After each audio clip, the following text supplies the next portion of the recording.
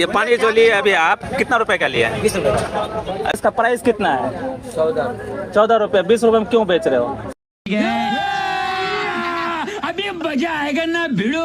आपका जो मैनेजर है वो आकर के बात करके गया कि दोबारा नहीं आएगा, फिर दोबारा कैसे आ गया? हम भैया थोड़ा मालूम नहीं था।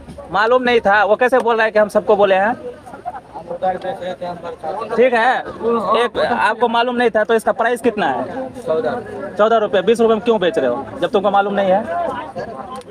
दो ले लो भाई, 30 रुपया नहीं, वैसा नहीं बोलने के बाद जिसको मालूम रहेगा उसको ऐसा बोल, जिसको मालूम रहेगा इसको ऐसा बोलोगे, जिसको मालूम नहीं है उससे तो 20 रुपये ले रहे हो। अभी यहीं पर बैठा हुआ था तो उसे इसी से इससे तो 20 रुपये लिए हो। 20 रुपया बोले भैया ले लो आप। तो वही तो 20 रुपये में दिए हो ना इसको। सुबह जब वार्निंग दिया फिर ऐसा क्यों किया? जाओ कंप्लेन वापस नहीं लेंगे और बेचो, जितना होता है जाओ बेचो। तुम्हारा रुपया जितना होता है कट कर लो, नहीं लेना है तो मैनेजर को बुला के लेके आओ, जाओ।